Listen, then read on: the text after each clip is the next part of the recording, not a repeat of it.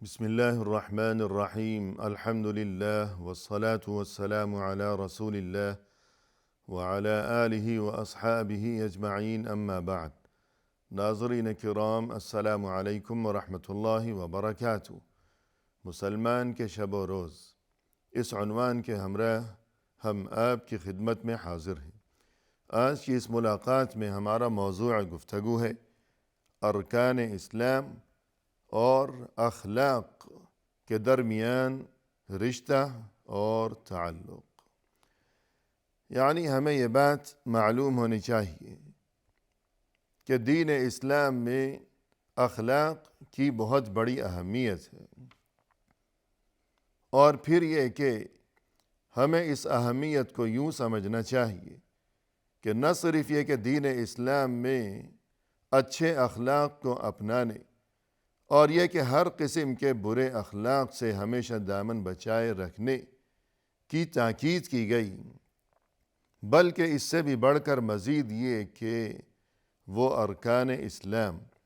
یعنی دین اسلام میں جو اہم ترین عبادات ہیں، اس قدر اہم ترین عبادات کہ ان کی اہمیت کی وجہ سے جنہیں ارکان اسلام کے نام سے یاد کیا جاتا ہے، یعنی اقرار توحید و رسالت کے بعد نماز، زکوٰۃ، روزہ اور حج وغیرہ، تو یہ بنیادی عبادات اور یہ اہم ترین عبادات اور یہ ارکان اسلام، ان عبادات میں جو اسرار و رموز ہیں اور ان عبادات کے جو اغراض و مقاصد ہیں، اگر ان میں غور و فکر کرے انسان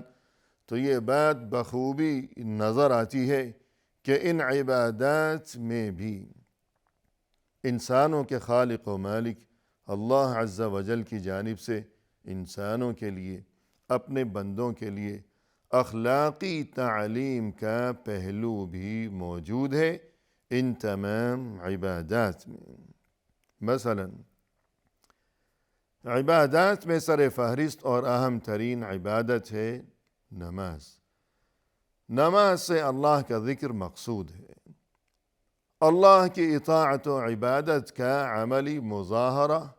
مقصود ہے کہ انسان نماز کے دوران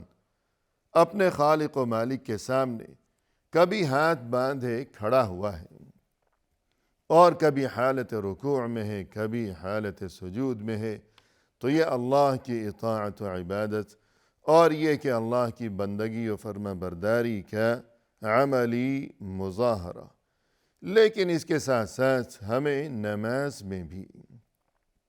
اخلاقی تعلیم بھی واضح طور پر نظر آتی ہے۔ مثلا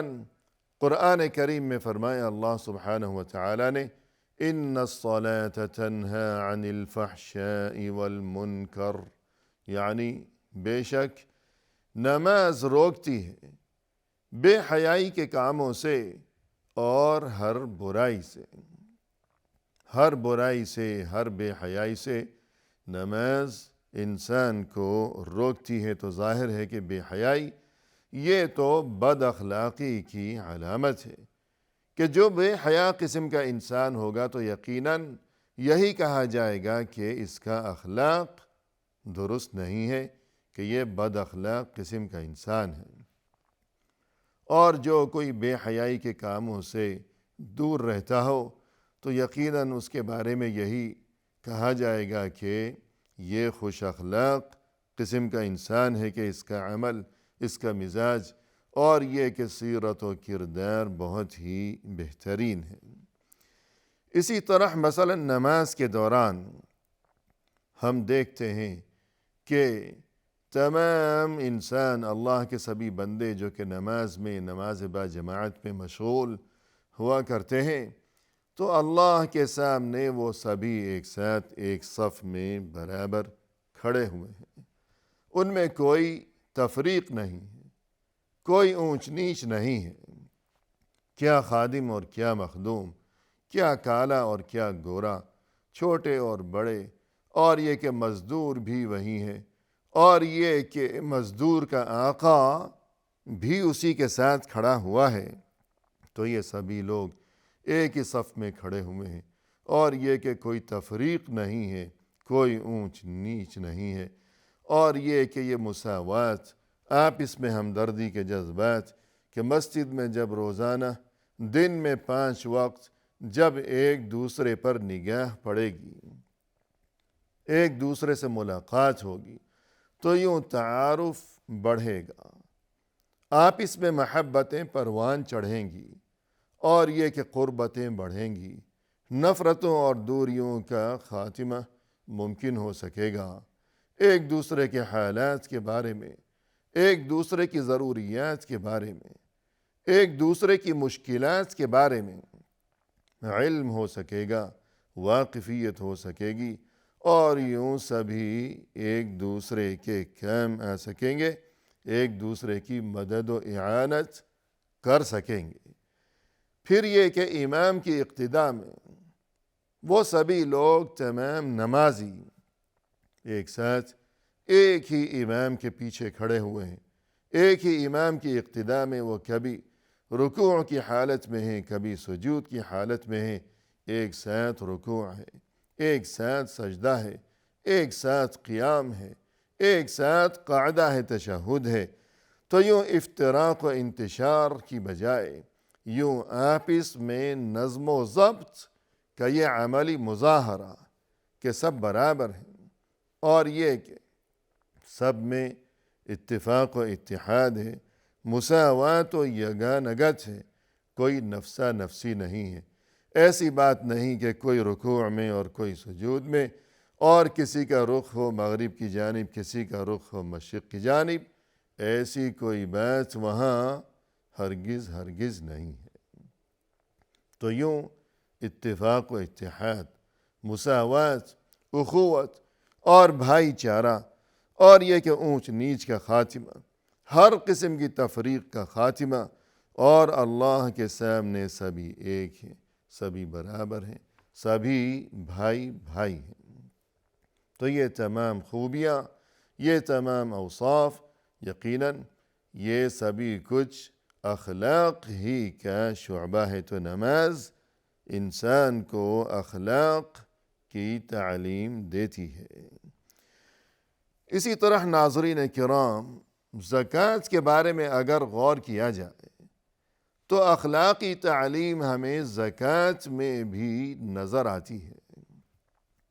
کہ جو اغنیاء ہیں، دولت مند قسم کا جو انسان ہے، وہ اپنے مال میں سے اس کے ارد گرد جو فقیر اور محتاج قسم کے افراد ہیں ان کی مدد کیا کرتا ہے،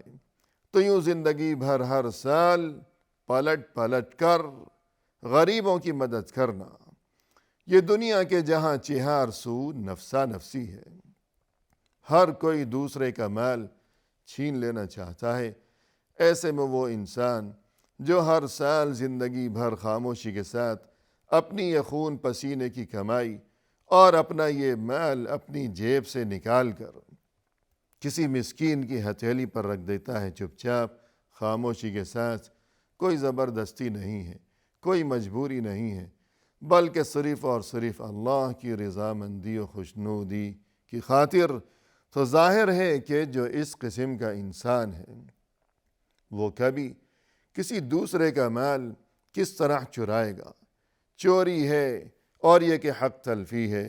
اور کسی بھی شکل میں دوسرے کو نقصان پہنچانا، تو یہ سبھی کچھ تو بد اخلاقی کی علامات ہیں، جبکہ زکوٰۃ ادا کرنے والا انسان وہ خوش اخلاق ہے کہ اس کے دل میں دوسروں کے لیے ہمدردی ہے، دوسروں کے لیے اس کے دل میں انسانیت کے جذبات ہیں، اور یہ کہ مال کی محبت کی بجائے اللہ کی محبت سے اس نے اپنے دل کو آباد کر رکھا ہے کہ اللہ کے حکم کی تعمیل کرتے ہوئے وہ یہ مال غریبوں کے حوالے کیا کرتا ہے ہمیشہ۔ الغرض زکوٰۃ کی ادائیگی سے وہ شخص جس نے زکوٰۃ ادا کی ہو اس کا دل صاف ہو گیا،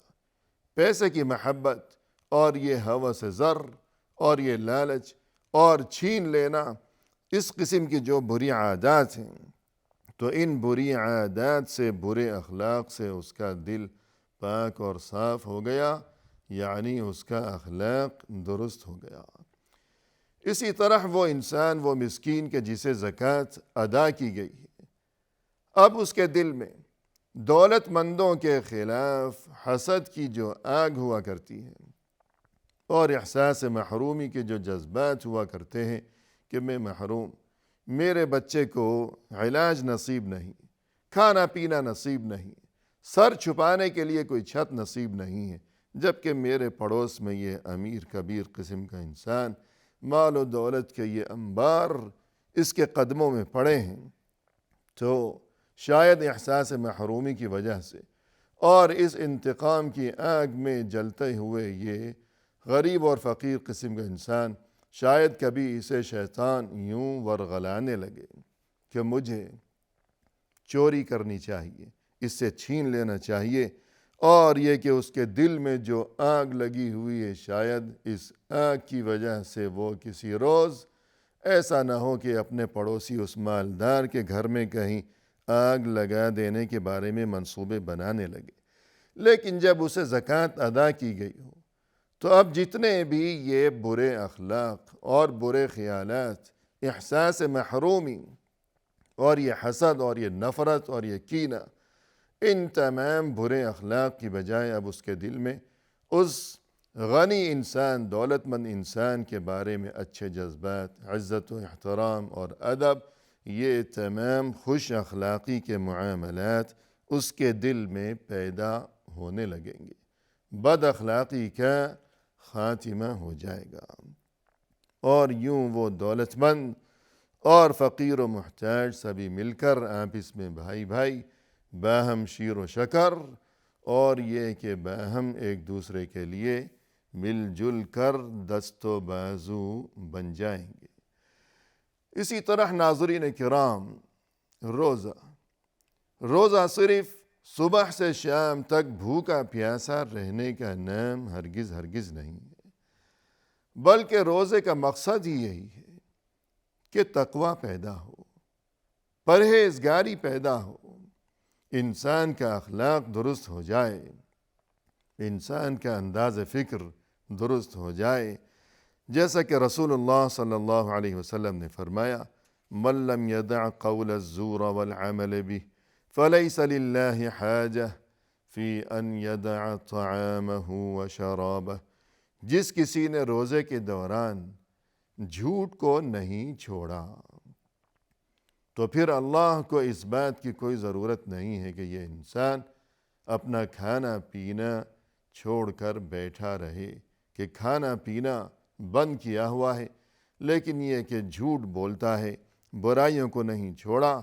تو پھر کیوں بھوکا پیاسا یہ خود کو ہلکان کر رہا ہے؟ تو اصل مقصود صرف کھانا پینا بند کر دینا نہیں ہے، اصل مقصود یہی ہے کہ انسان اپنے اخلاق کو درست کرے، اور یہ کہ جھوٹ بولنے سے وہ باز آ جائے۔ اسی طرح فرمایا رسول اللہ صلی اللہ علیہ وسلم نے: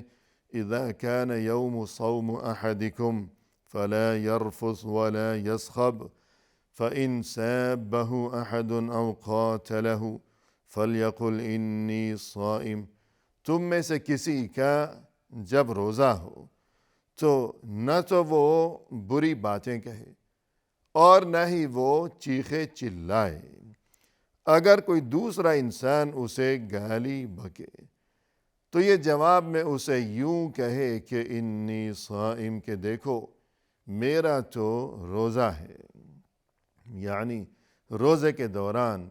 انسان کسی دوسرے کو گالی بکے، یہ تو درکنار، یہ تو بہت دور کی بات ہے۔ حقیقت یہ ہے کہ اگر کوئی دوسرا روزے دار کو گالی بکے تو روزے دار کو اس کا جواب دینے کی اجازت بھی نہیں ہے، کہ گالی کا جواب گالی سے یا بری بات کا جواب بری بات سے جواب دینے کی اجازت بھی نہیں ہے، بلکہ یہ حکم دیا گیا ہے کہ بس یوں کہہ دے کہ میرا تو روزہ ہے۔ الغرض نہ تو بے حیائی کی باتیں کرے، نہ تو چیخے چلائے، اور نہ ہی فتنہ و فساد اور جھگڑے وغیرہ کیا کرے، اور یہ کہ جھوٹ سے پرہیز کرے۔ یہ سب کچھ تعلیمات ہیں ہمیشہ ہر مسلمان کے لیے، اور بطور خاص روزے دار کے لیے۔ تو اس سے ناظرین کرام یہی بات خوب واضح ثابت ہو گئی کہ روزے میں بھی اخلاقی تعلیم کا پہلو موجود ہے۔ مزید یہ کہ روزے کے دوران جب انسان بھوک اور پیاس کی تکلیف کو خود محسوس کرتا ہے تب اسے اندازہ ہوتا ہے کہ میری یہ تکلیف تو محض چند گھنٹوں کے لیے ہے، جبکہ وہ فقیر، وہ مسکین، وہ بھوکا انسان کہ جس کے پیٹ میں ہمیشہ ہی بھوک کی یہ آگ یہ بھڑکتی رہتی ہے، یہ شعلہ زن رہتی ہے، تو اس بیچارے کی زندگی کس قدر تلخ ہوگی۔ پھر اس احساس کی وجہ سے اس کے دل میں غریبوں کی مدد کا جذبہ پیدا ہوتا ہے اور اس طرف وہ متوجہ ہوتا ہے کہ جو بھوکے لوگ ہیں، ضرورت مند ہیں، ان کی مدد کی جائے، اور پھر ان کی مدد کے ذریعے وہ خود اپنے لیے دنیا و آخرت میں خیر و خوبی کا سامان جمع کرتا ہے اور یہ کہ غریب کا بھی بھلا ہو جاتا ہے۔ جیسا کہ رسول اللہ صلی اللہ علیہ وسلم نے فرمایا، کل امرئ فی ظل صدقتہ یوم القیامہ، کہ قیامت کے دن ہر انسان اپنے صدقے کے سائے تلے ہوگا۔ کہ دنیا میں اگر آج انسان نے کچھ صدقہ کیا ہے تو قیامت کے دن انسان جب کہیں کوئی سایہ نہ ہوگا، سورج سروں پر آگ برسا رہا ہوگا، تو ایسے میں انسان اپنے صدقے کے سائے میں ہوگا۔ تو یوں روزے دار کو جب بھوک ستاتی ہے تو اسے غریبوں کا خیال اور یہ کہ تب وہ غریبوں کی مدد کیا کرتا ہے، اور یوں دونوں کا بھلا ہو جایا کرتا ہے، غریب کا بھی اور صدقہ کرنے والے کا بھی۔ اسی طرح ناظرین، حج کے بارے میں اگر غور کیا جائے تو اللہ کے گھر کا یہ حج یہ اہم ترین عبادت، لیکن اس میں بھی ہمیں یہی بات نظر آتی ہے کہ اخلاقی تعلیم کا پہلو، کہ انسان اس بات کو سمجھ لے کہ یہ تمام تر دنیاوی شان و شوکت یہ عارضی و فانی ہے۔ حج کے دوران انسان کا لباس دیکھیے کہ وہی لباس بعینہ جو کہ دنیا سے رخصتی کے وقت جو کہ کفن کا لباس ہوا کرتا ہے، اور پھر یہ کہ وہاں سبھی لوگ اللہ کے ایک ہی گھر کے طواف میں مشغول ہیں، اور یہ کہ ایک ساتھ کبھی سعی ہے، کبھی رمی ہے، کبھی منی جانا ہے، کبھی مزدلفہ جانا ہے، سب کا لباس ایک ہے، سب کا حلیہ ایک ہے، اور یہ کہ سبھی کی زبانوں پر ایک ہی کلمہ ہے کہ لبیک اللہم لبیک، اور اس سے بھی بڑھ کر یہ کہ سبھی کے دلوں میں نیت بھی ایک ہی ہے، مقصد بھی ایک ہی ہے کہ یا اللہ تو مجھ سے راضی ہو جا، تو مجھ سے خوش ہو جا، تو میری خطاؤں کو بخش دے یا اللہ۔ الغرض یوں حج کے موقع پر بھی اخوت و مساوات اور یہ کہ یگانگت اور برابری، تو اس میں بھی اخلاقی تعلیم کا پہلو موجود ہے کہ سبھی برابر ہیں، کوئی اونچ نیچ نہیں ہے، اور یہ کہ دنیا کی شان و شوکت عارضی و فانی ہے، اور مرنے کے بعد جب یہ سانس کی ڈوری جس وقت ٹوٹ جائے گی تو سبھی برابر ہو جائیں گے، کیا بادشاہ اور کیا فقیر، سبھی کا کفن ایک جیسا ہوگا، سبھی کو ایک ہی جیسی قبر میں جانا ہوگا۔ تو یہ اخلاقی تعلیم اور دین اسلام میں حسن اخلاق کی اس قدر اہمیت ہے کہ ارکان اسلام یعنی دین اسلام کی جو اہم ترین عبادت ہے، نماز، زکوٰۃ، روزہ اور حج، ان ارکان اسلام میں بھی ہمیں اخلاق کی تعلیم دی گئی ہے۔ وآخر دعوانا ان الحمد للہ رب العالمین۔